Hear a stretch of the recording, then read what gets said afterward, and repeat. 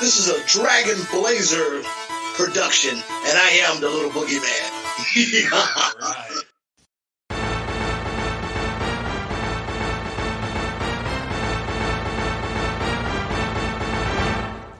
Coming down the aisle, it's the podcast tag team champions of the world, the Rage and Blaze Show.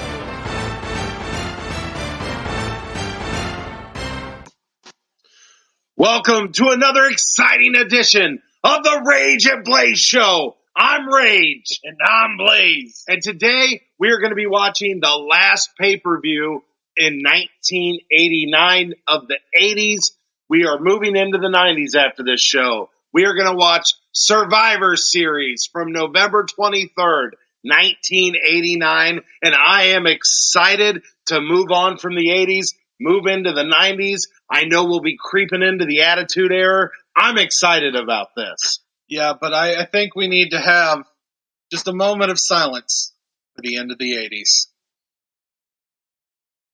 Okay. All right, 90s. Almost. Here we go. So, now it's time to definitely get into the nitty-gritty. Now, before we get into this Survivor Series show, I'd like to point something out that I haven't pointed out yet. We at the Rage and Blaze Show, yes, we love our wrestling. But want to know what else we love? A lot of things. What specifically are you going with? Video games. We do. That are wrestling. That's wrestling right. video games. So, here's where we're going to go with this. Okay, so the first technical WWF game was a game called Micro League Wrestling, and it came out in 1987. But it was a Micro League game that featured WWF wrestlers.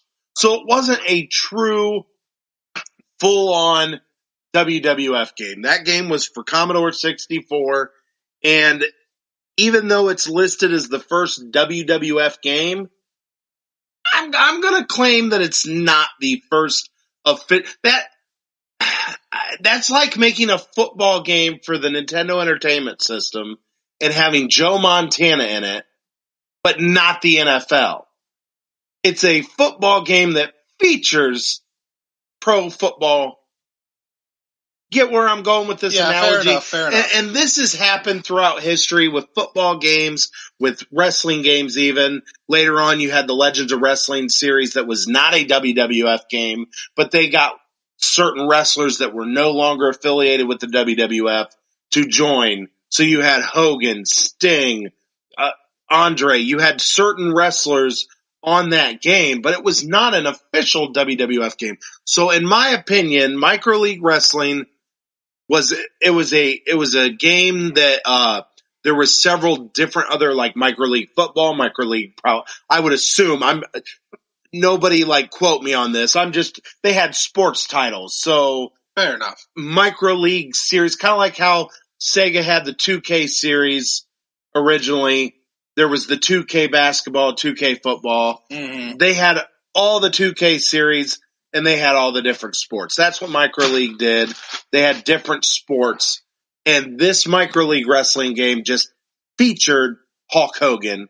And it had, I believe, a couple more wrestlers to its roster. I'd be willing to bet Vince at the time was not super thinking video games were going to take off at the time or something. So, fast forward to 1989, which we are about to watch the final pay-per-view of the 80s in 1989. So I thought this was an appropriate episode to bring this up.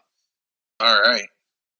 In 1989, the WWF signed a contract with Acclaim Video Games. I remember Acclaim. This contract lasted for about 10 years, okay? And they made several WWF games from 1989 to, I'd say, about 1999 until they lost the licensing to THQ in 2000. Okay? All right. And that's when the games, in my opinion, got super good. Yeah, THQ did all. But we'll get to those video games when we get to those years. That's my idea. But we love our love for video games, so we would like to point out the video game history of wrestling. So the first game Acclaim released was WWF Wrestlemania, which was also made by Rare. Ooh. We all know Rare. Rare originally was a part of Acclaim, and then they broke off, made their own, gaming and everything, and Nintendo bought them out and had them work for them. But at the time, Rare worked for Acclaim. And it was called WWF Wrestlemania. You could wrestle with 6 wrestlers. Hulk Hogan, Andre the Giant, Macho Man Randy Savage, the $1 Million Man Ted DiBiase, and Bam Bam Bigelow. Every character had pretty much your normal movesets: punch, kicks, headbutts, running attack. You could get on the turnbuckle and jump, although Andre the Giant and Bam Bam Bigelow was not allowed to do that. Well, you could do body slams, although Bam Bam Bigelow and Honky Tonk Man could not do that. Why, I don't know. But anyhow, it was a very basic, if anybody's played on the Nintendo Entertainment System, this was an 8-bit wrestling game. It's got some nostalgia. If you want to see gameplay footage, go to YouTube. There's plenty of gameplay footage of this game. It's got plenty of nostalgia, but it's not a great game. Unfortunately, with a lot of sports titles, they don't age well. Yeah. I will tell you, there is tons of 8-bit games. I am a classic gamer myself. I love the old stuff. Your Super Mario Brothers, Sonic the Hedgehog. I love the old stuff, okay? I really enjoy still playing some platformers and old school 8-bit games and even 16-bit games on the Super Nintendo. But when it comes to sports titles, they do not age well. Very few sports titles will I go back to. There's a few 64 wrestling games I would go back to, though. Well, that was a little different. You got the 3D models and things. The THQ wrestling games was amazing. The WCW games, the WWF games that THQ made was absolutely amazing. Yeah, WCW I agree, versus NWO. Yeah. I believe WWF Wrestlemania 2000. Yeah, that one was great. WWF No Mercy. Yeah. These games were classics. These games were WCW versus NWO. These games were incredible. But the old 8-bit games, a little bit to leave desired. They couldn't really do a lot with those games. Really, the only sports title I can think that I'd like to go back to on a Nintendo system, I'm going to guess Tecmo Bowl. Oh yeah, Super Tecmo Bowl and Punch Out. Well, Punch Out, which is Punch-Out's a little different. Punch Out is more of a. It's still sport. It is, but I look at that as more of a puzzle game. To be honest with you, it's not a puzzle game. It's essentially a puzzle boxing game where each character had a little bit of a weakness that you had to find. It's not a puzzle game. It was a puzzle game. I said it's essentially a puzzle game. It's like a puzzle game. It's not a puzzle game. Oh, whatever. So anyhow, Punch Out is a boxing game. No, there was one. There's just a strategy to it. There was one wrestling game I remember enjoying as a kid, and I think I would be willing to go back to it. I believe it was called Pro Star Wrestling. You remember that? That had Starman. Yeah, I know what you're talking about. I'd have to do some research. Unfortunately, I did my research on the WWF games, but yes, I know what game you're talking about. I remember that being pretty fun. It's. I believe it is on the Nintendo Virtual Console on the Nintendo Switch. So we would have to go check it out. I believe that game you were referring to is on there. Yeah. Which unfortunately, that's the problem with the Nintendo Switch Virtual Console is a lot of licensing. Like you've got Tecmo Bowl on there, but you don't have Super Tecmo Bowl because it's got the NFL licensing. How nice would it be? So there's no like Teenage Mutant Ninja Turtles. There's no WWF. There's a lot of the licensing issues with that Virtual Console. How cool would it be if we could find all these wrestling games that you're going to talk about, and we could try them before we talk about them? Well, I watched a YouTube video to remind me, and I do remember playing the game. Oh, okay. So you did a little bit of... Unfortunately, I do not have access to to play it currently. I don't know how I would be able to get a hold of playing it, but that would be a blast to be able to break out these old wrestling games before we do this. Mm-hmm. Heck, we could do a whole different podcast on reviewing old wrestling games. Yeah. But unfortunately, they're not as accessible as these pay-per-views that we are watching. Yeah. Too bad WWE Network doesn't include video games on it. There you go, WWE. If you're listening, Vince, want to make some more money? What you thinking? Talk to Microsoft. They've been trying to add to that Game Pass. They just bought Bethesda. Dude, They just added EA Access to, or EA Play. They added that to Game Pass. Why don't you hook them up with all the WWF games? Problem with that is It'd be awesome. a lot of those are Nintendo games. Well, a lot of them are Acclaim. Then there's THQ. So you've got your issues with the licensing. Yeah. Okay, so I'm looking at my producer, and she's saying it's time to move on. And so we are going to definitely start getting into the action. Let's get started with Survivor Series 1989. Yeah, I'm excited. Okay, so Survivor Series starts off with several quick little promos, a little bit longer for Hulk Hogan, but everybody else had kind of a quick snippet of why they are thankful. And I mean, it ranges for different reasons, but they're all essentially wrestling related. So, Right. Mr. Perfect is thankful for being perfect, and, he's right. Hacksaw Jim Duggan is thankful for living in the good old US of A. Yeah, really pandering to the crowd. $1 Million Man is thankful for being rich. And you're not. Yes. And, the most sentimental one, it seemed like, was Bobby Heenan saying, I'm thankful for the Heenan family, but then you realize he's talking about his stable of wrestlers. Right. not his actual at-home Heenan family. Yeah. So that's what we get to start off Survivor Series.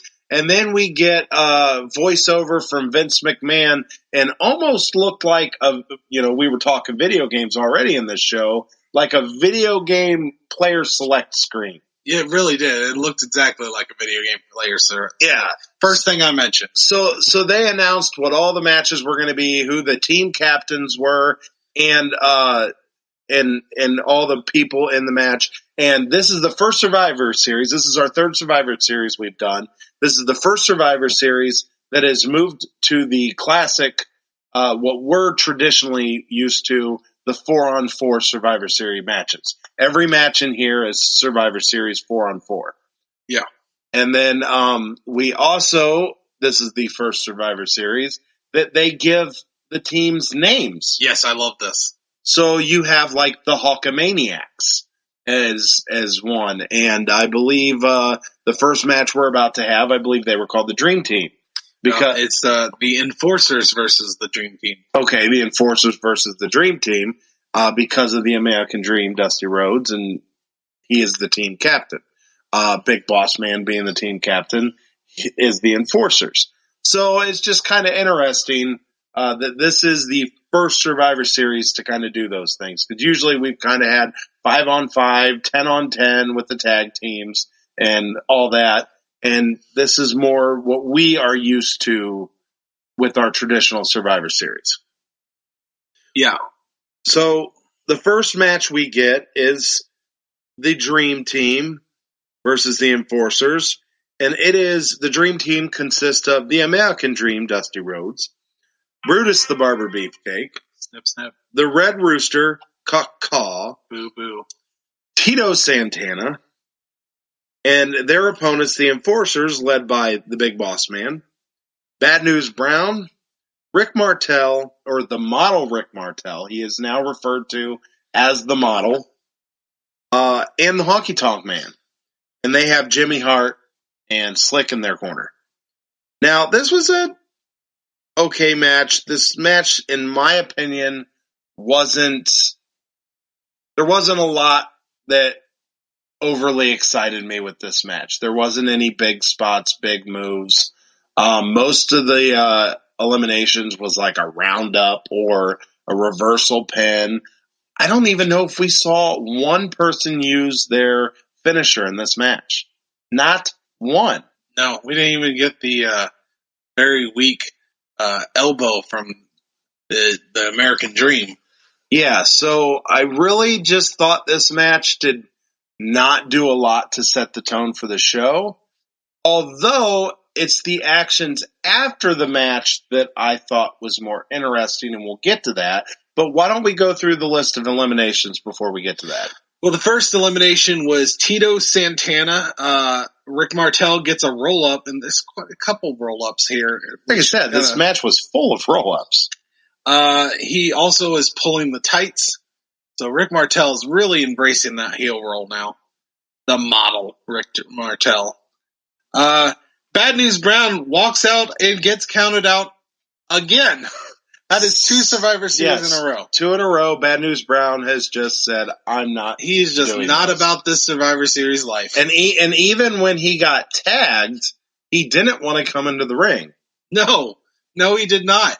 Against the Red Rooster. I mean, how pathetic do you have to be to not want to get in the ring with the Red Rooster? Are you scared of the Red Rooster? I'm not scared of the Red Rooster. I would go in there right now with a heart condition against the Red Rooster. Fuck the Red Rooster. You know, the thing about the Red Rooster is he was so weak, Big Boss Man even choked him out. He was choking that chicken. A rooster. Oh, you perverted they're not the freak. Same? They're not the same? Freak. It's a rooster, not a chicken. Damn it. I could have swore I saw that happen in the There's match. a difference. Okay, so I'm sure. So let's move on. Someone who knows about this, like farms and stuff, know that it's definitely the difference somehow. One's an alarm clock, right? Well, yes. Okay. All right. So next is the Honky Tonk Man getting taken out by a flying elbow by Brutus the Barber Beefcake. Shortly after that, the model tries to pin Brutus the Barber Beefcake, and Brutus reverses the pin and gets the 1-2-3.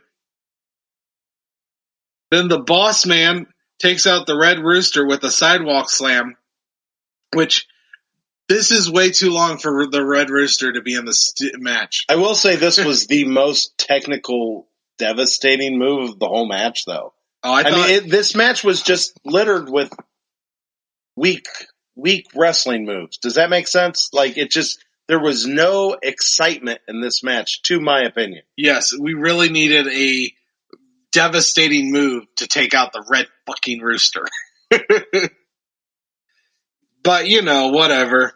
I thought the most devastating move was Bad News Brown walking out on this team.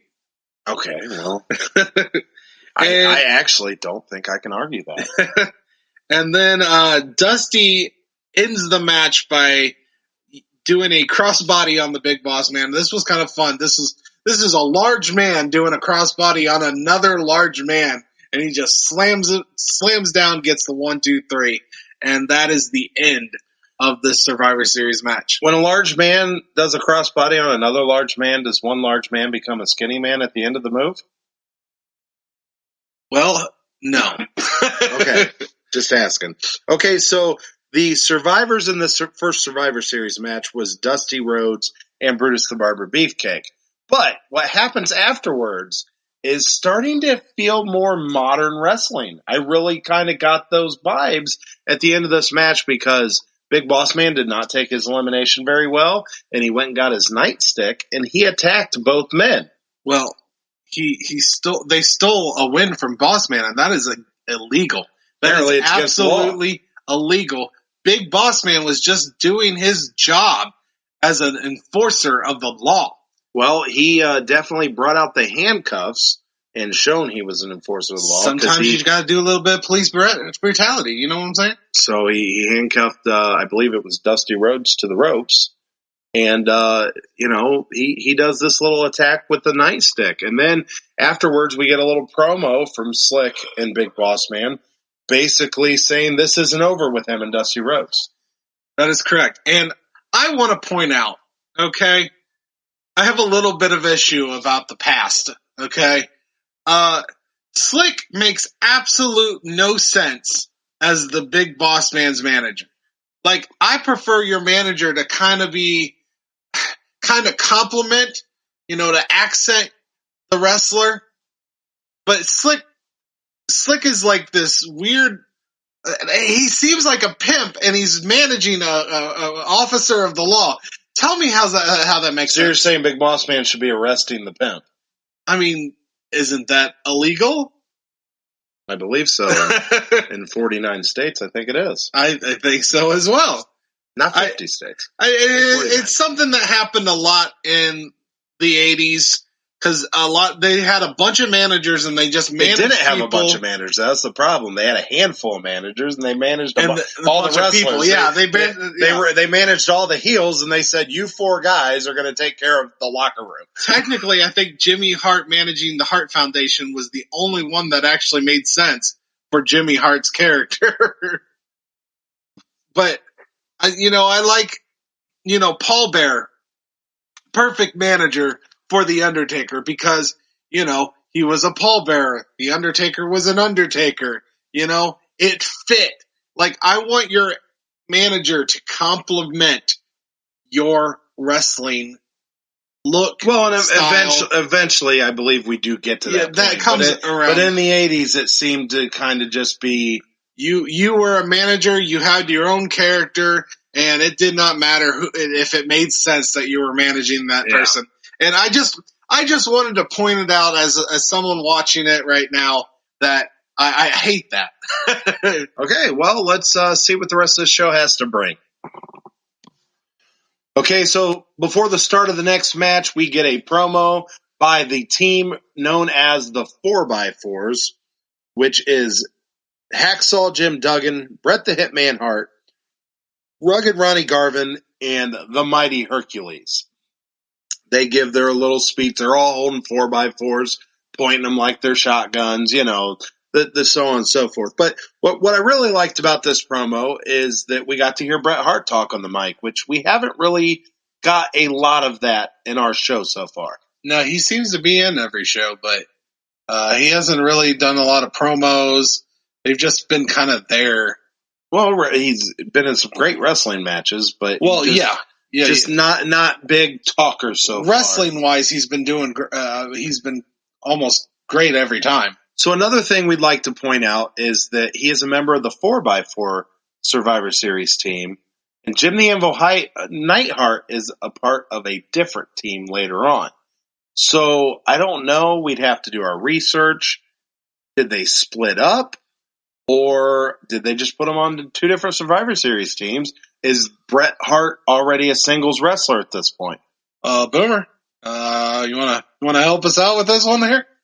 So I'd have to do some research and find out what's going on with Bret Hart, Jim the Anvil Neidhart, see if they're still a tag team in November of 1989. Just kind of curious about that.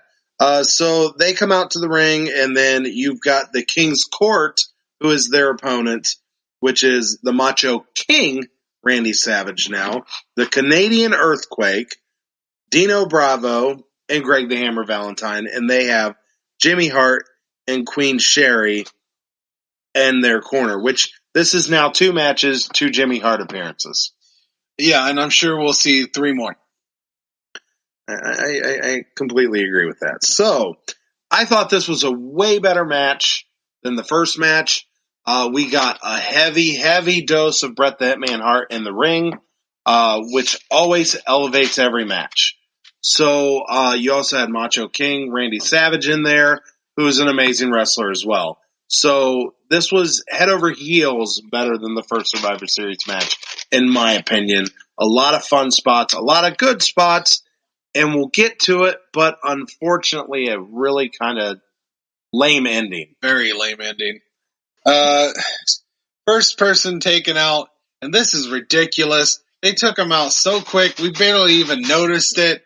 The Canadian Earthquake took out Hercules. This is a demigod, and I don't understand.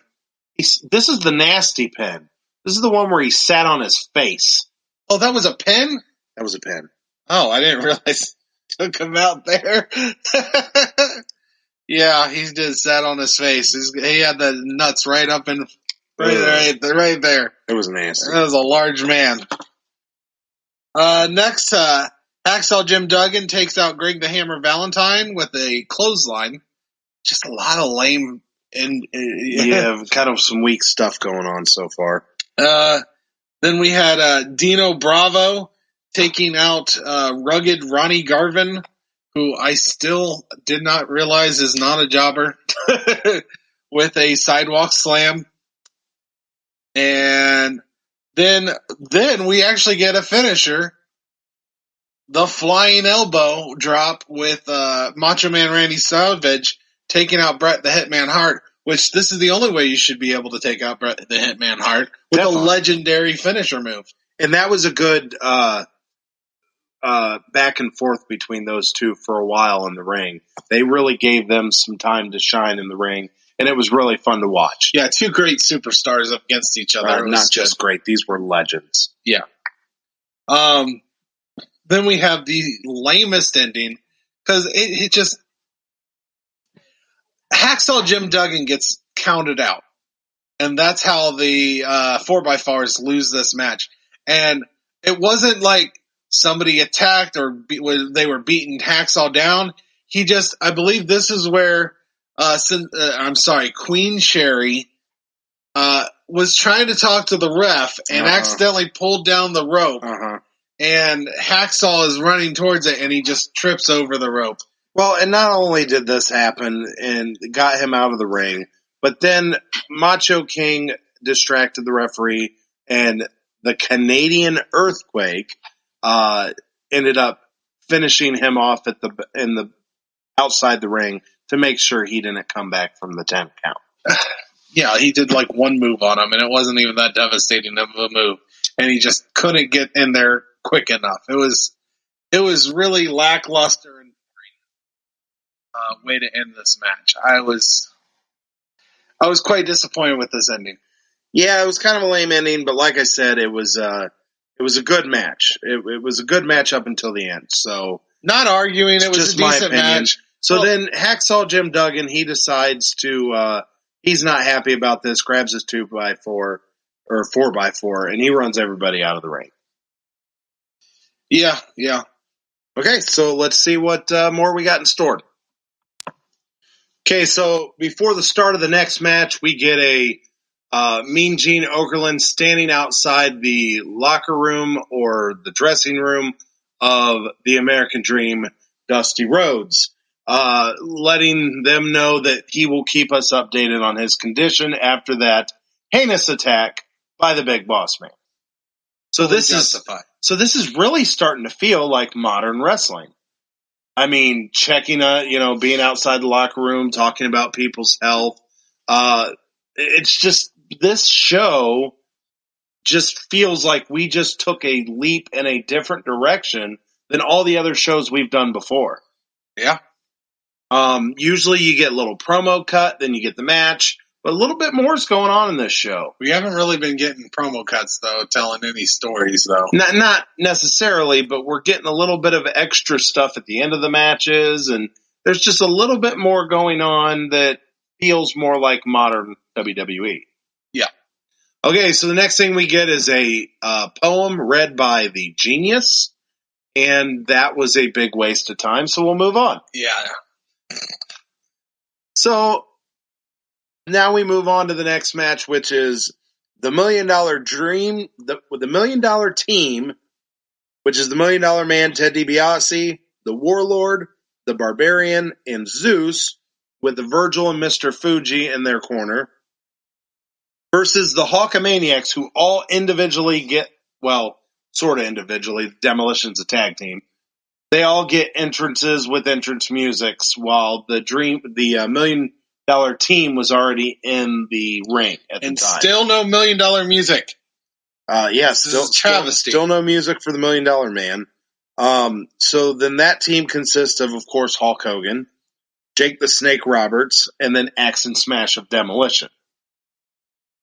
And this was, once again, I believe, another solid match with some very interesting elimination decisions. This match was bullshit. So, this match, in my opinion, was better than the first, kind of better than the second. I don't know. It was kind of on the edge because that second match, I think, might have been better, but the ending really kind of held it back.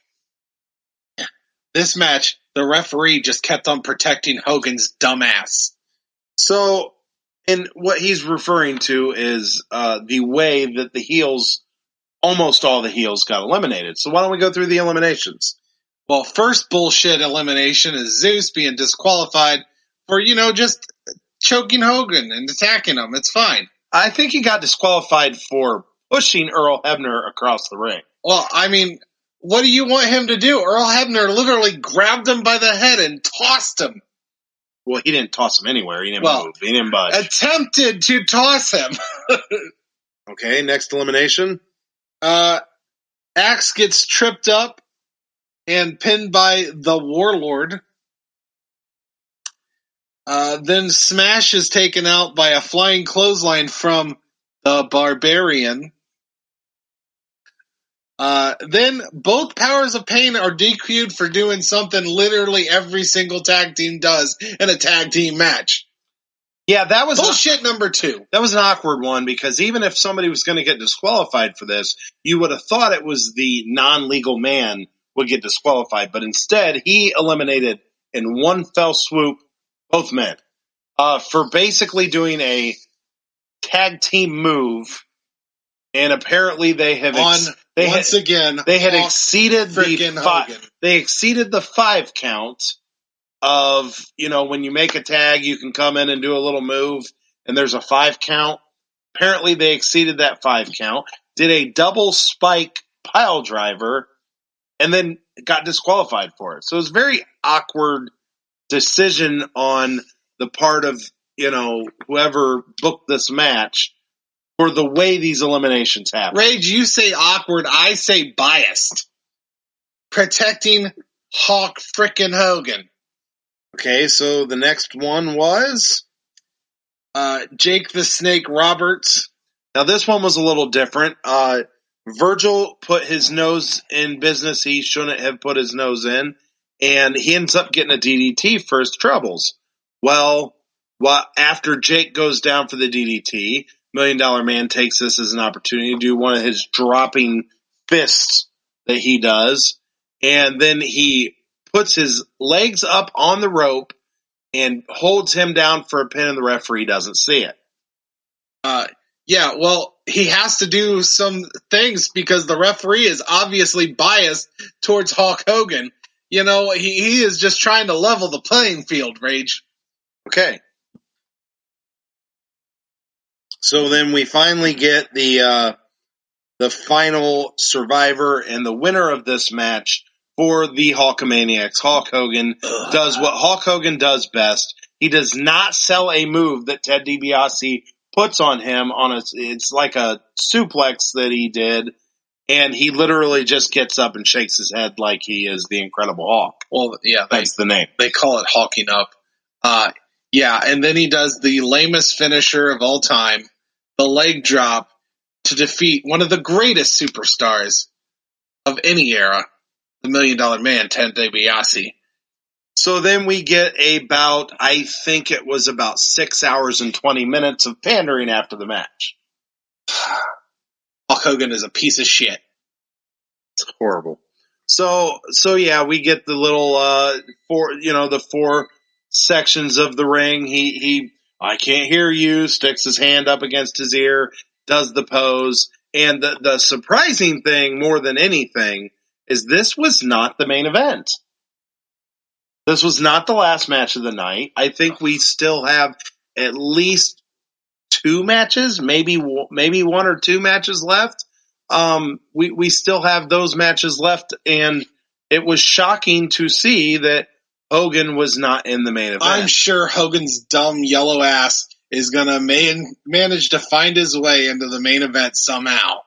And then he'll start posing again, and 30 minutes of this damn show is going to be him posing after 2 different matches. And we will sit and watch it, and we will review it like we do every show. I'm crying. Okay, tears. let's tears. Let's see what we got next. Okay, so after the 15 hours and 37 minutes of pandering from Hogan, we can now move on to this next promo, which is the Macho King post-match interview. And even though he wasn't on the King's Court team earlier, he is accompanied by Zeus during this interview, and he is talking and promoting a cage match that is going to be happening around Christmas time. Apparently, we looked this up, and apparently they were going to, I don't know if this was a pay-per-view or a television event. It was like a pay-per-view.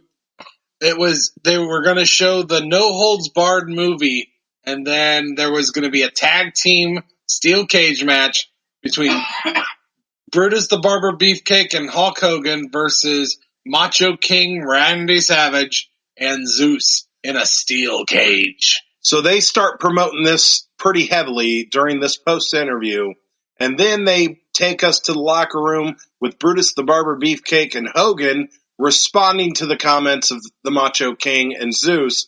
And during this interview, Queen Sherry throws some powder into both of their eyes. Macho King and Zeus come and attack them in the backstage area. And then a bunch of other people come in and join.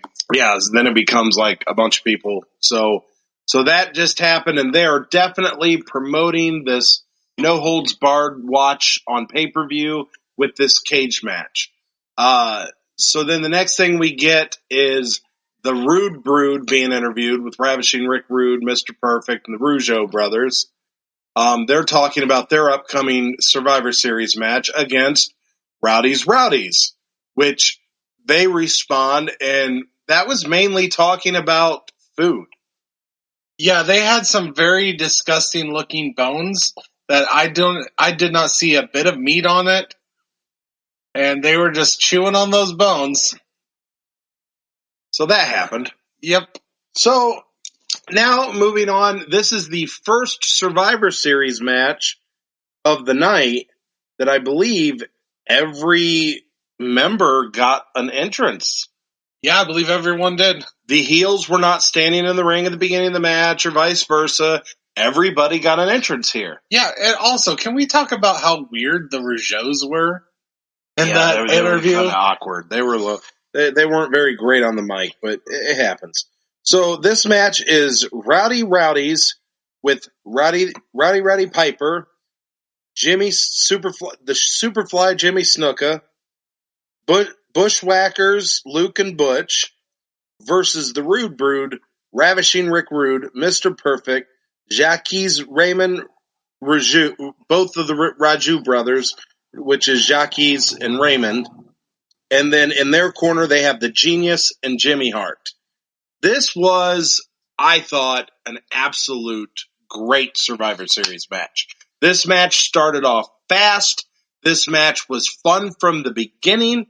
There was no real bad moments in this match at all, and it had a lot of great spots. So let's go through the elimination list. But I thought this match was fantastic. Yeah. So the first elimination is Jimmy Superfly Snuka going off the top rope with a flying splash to take out Jacques Rougeau.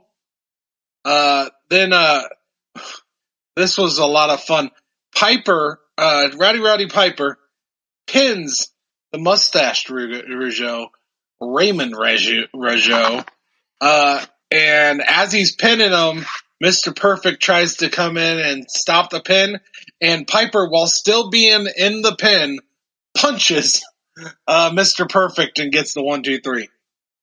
That was an interesting moment. I've never seen quite anything like that. Yeah, it was fun. Then we had Mr. Perfect taking out Butch of the Bushwhackers with he reversed a pin and into a pin. Then Luke is taken out by Ravishing Rick Rude with the Rude Awakening, which is a great finisher, especially in this day and age. At this time period, Ravishing Rick Rude's finisher is awesome. Yeah, it's a reverse neck breaker. It's pretty good. Yeah. Then we had a double count out for Roddy Piper and Ravishing Rick Rude. They just just were attacking each other right down the aisleway, and definitely selling this feud for maybe the next pay-per-view, maybe Royal Rumble, maybe WrestleMania. We're either going to see a Royal Rumble match between them, or what I like when they do is when you have a huge feud, you have them face each other in the Rumble, and then set up the feud or the match for WrestleMania. And that might be what we end up getting. Yes. Then this match ends with Mr. Perfect applying the perfect plex on Jimmy Superfly Snuka, getting the 1-2-3. So the winners here are the team of the Rude Brood. So then after the match, we get a Rude Brood post-match interview referring to how they had the perfect combination to win this match. And they did. Yeah. And then once again, as seems to be the theme of the night, Jimmy Superfly Snuka did not take well to the loss and attacked Mr. Perfect at the end. So this has kind of been a theme where there's been some extracurriculars after the match. So let's go on. I believe it is time for our main event. Okay, so before the main event of the night, we have a promo with the Ultimate Warrior and his team, which they went by the Ultimate Warriors. Yeah, really, really clever name there. Pretty clever there. So they give themselves their little promo, and then we start getting the entrances, which in this match we only got entrances to the faces. I think the heels were already in the ring when they got there. Yeah. So it was the Heenan family, which consisted of Bobby the Brain Heenan, Andre the Giant, Haku, and Arn Anderson, versus the Ultimate Warriors, the Ultimate Warrior, Jim the Anvil Neidhart, Shawn Michaels, and Marty Jannetty, which is, of course, the Rockers. Now, the interesting thing here is at the beginning of the show, they had advertised the matches, and Tully Blanchard was supposed to be in this match. It was supposed to be the Brainbusters with Haku and Andre the Giant. So, not sure why the change. Tully Blanchard wasn't even out there. So it wasn't like they swapped places and he became a manager. So we don't know what happened with Tully Blanchard, but Bobby the Brain Heenan ended up taking Tully Blanchard's spot. Yeah, very interesting, very weird. I don't know if it was they screwed up the intro and saying that Tully was the Brainbusters were there. Yeah, because it didn't seem like they made a big deal about him taking that spot. No, so weird. We're not 100% sure what happened there. But whatever happened, Tully Blanchard was not in this match.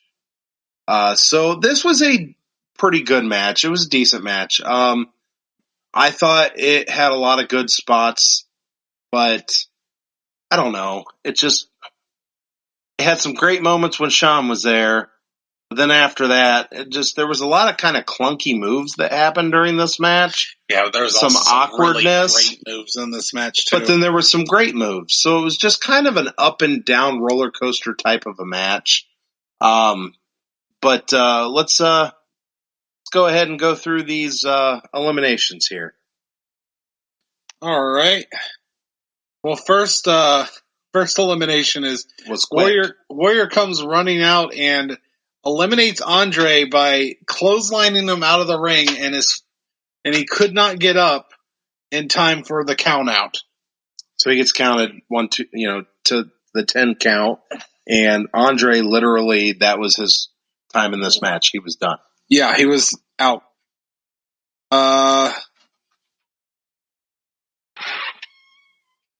Next we had Haku eliminating Jim the Anvil Neidhart with his a super kick or whatever his kick finisher is. Then we had Bobby the Brain Heenan taking out Marty Jannetty by grabbing his junk while pinning him. You should be careful because the last guy that tried that, Marty made disappear. Fair enough. The Ultimate Warrior tossed Sean into Haku with a crossbody and eliminated Haku. Warrior was just tossing everyone around. And he was getting very frustrated because they weren't sharing their tags between the Rockers. Rockers kept tagging each other in, and Warrior's just getting frustrated because he wanted tagged in. Then Arn Anderson eliminates Shawn Michaels. Normally I would complain with Shawn Michaels being eliminated with a spine buster, but holy shit. Shawn sold it. Arn Anderson sold it. I mean, it looked devastating.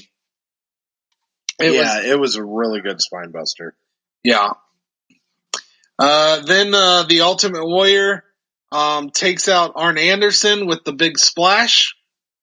And then, of course, he plays around with Heenan, who's left in the ring against him, and finishes him off with the big splash. And the Ultimate Warriors win this match. The team of Ultimate Warrior adding on an S. Okay, so I did some research real quick while you were going through there. Number one, Haku's finisher is called the thrust kick. The thrust kick. But it's essentially an awkward positioned super kick. He just doesn't get his leg up nearly as high. Yeah, he doesn't hit the chin as so much as he hits the chest. Okay, so and even though they did not explain a single thing to us, I found out why Tully Blanchard is not in the match. Why is Tully Blanchard not in the match? Apparently, the day of the pay-per-view, Tully Blanchard failed a drug test. When he failed that drug test, he was fired from the WWF on that day.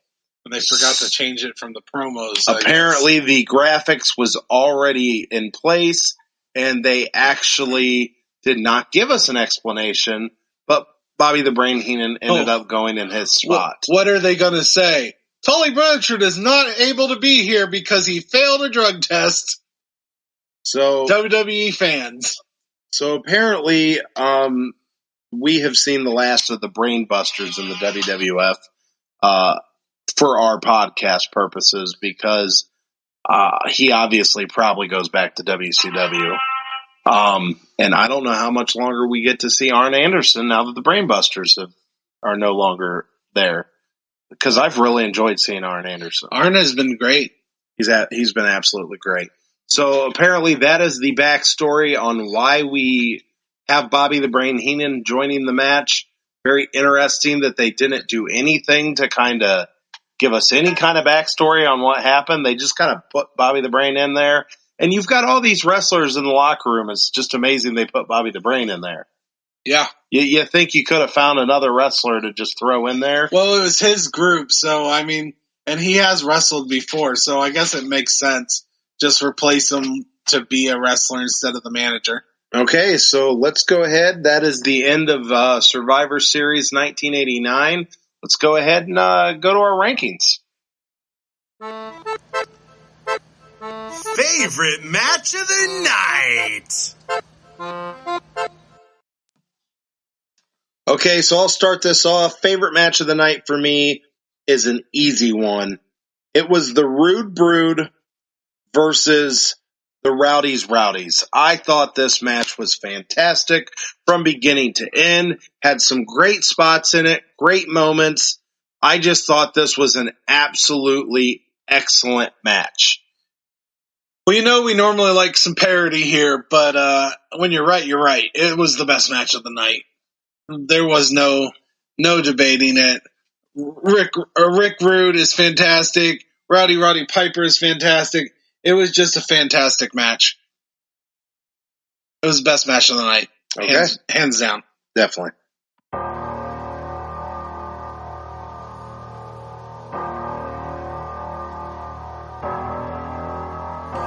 Worst match of the night. Okay, so worst match of the night, I kind of had a toss-up. I was going to go with the Dream Team versus the Enforcers. That was my initial knee-jerk reaction, but I'm going to change it up because I really think the Hulkamaniacs versus the $1 Million Team was the worst match of the night. And I don't think any match was overly horrible or overly great. I mean, I thought the one with Rowdy Piper, I thought that was actually kind of great. But there wasn't a match that, like, I despised. Does that make sense? So I kind of based this decision off of the way 3 of the heels got eliminated. The disqualifications to me was just overbearing for that match and made it very awkward. And for me, that was the worst match of the night, just because the lack of pins, submissions, and any real eliminations. Just kind of weird. I don't disagree with you. That was not great. I'm going to go with the match that had the most disappointing ending, and that was the 4x4s versus King's Court. And it wasn't a bad match. And like you said, there's not really a bad match on this show, but that ending soured me so much. So I'm going to go with that one. Okay, I understand that, but I'd like to go back to my worst match because I have a theory. Oh? Okay, so you had the Hulkamaniacs versus the $1 Million Team. 3 out of the 4 members of the $1 Million Team got eliminated by disqualification, which means that nobody on the Hulkamaniacs was able to get put over and pin or submit anybody, with the exception of Hogan at the very end. Yeah. Getting the pinfall at the very end and being the hero and the music playing. It almost felt like Hogan doesn't want to put any of his teammates over during this match, so we're going to disqualify all of them, and that way Hogan gets the sole pin of the match. Disqualified while Hogan is in the ring, too. You have a point, and I believe this is part of the argument I have, but I will say that we had a first tonight. We had a first on the Rage and Blaze show. Out of all the pay-per-views we've watched so far, this is the first pay-per-view where Hogan didn't shove his face all over the end of it. Yeah, I mean, even WrestleMania 4, Macho Man wins the title, Hogan comes out and celebrates with him. Yeah. I mean, so it's like, even if he's not a part of the main event, he seems to weasel his way into the final seconds of the show. And in this one, it finally didn't happen. No Hogan whatsoever. The Ultimate Warrior got his glory at the end, and yeah, his music played and he ran out, but he didn't. It made the show quickly end. It was kind of nice. Yeah, and unlike the Hulk Hogan,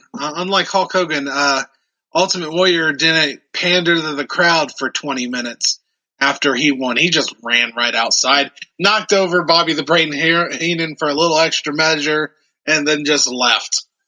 Yeah. Okay, so let's go ahead and see how these shows stack up. Survivor Series rankings. Okay, so as for my rankings, I really just don't think I was blown away by this one, but I wasn't disappointed either. I think I'm going to go back to Survivor Series 2 being the best.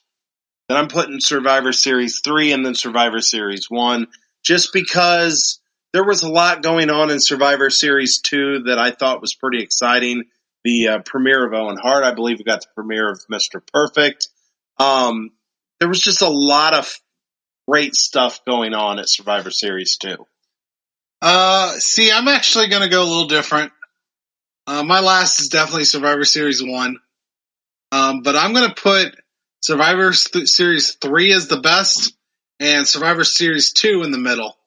And it's mostly because if I remember right, with Survivor Series 2, I thought all the matches were decent.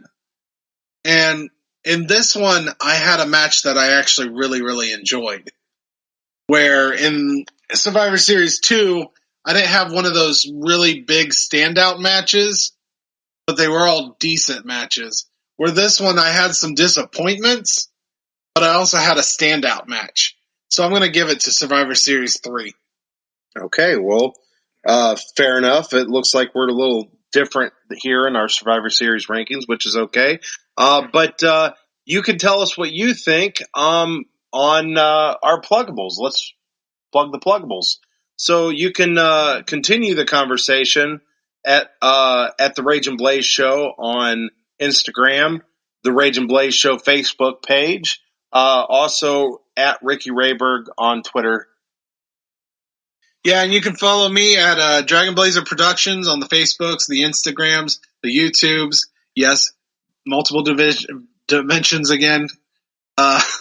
And you can follow me on Twitter at Dragon Blazer Pro. Okay, so that's going to wrap it up for this edition of the Rage and Blaze Show, our 1989 Survivor Series, and it looks like we are leaving the 80s. We are moving into the 90s. That's right. No more acid wash jeans. Here comes grunge. Well, a little bit later into the 90s. I think we're still going to deal with a little bit of old school here for the beginning of the 90s, but definitely once Monday Night Raw kicks off in 93, it kind of changes things, and I'm looking really forward. Also in 1990, we have the premiere of The Undertaker. Oh, yeah, we're getting close. So this will be the last year of our coverage without any Undertaker on the show. Yeah, I think it was a Survivor Series. Survivor Series, yes. So our next Survivor Series show, we will get the premiere of The Undertaker, and I'm really excited for that. We get to start counting the streak. Yes. Oh, yes, we would get to do that, starting with WrestleMania. We can count the streak. Good deal. So that has been it for the Rage and Blaze Show. I am Rage. And I'm Blaze. Good night from Rage's Pit.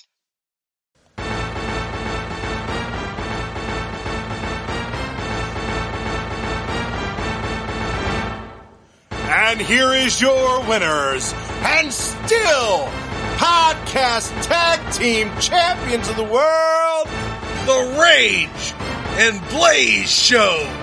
Thank you for listening.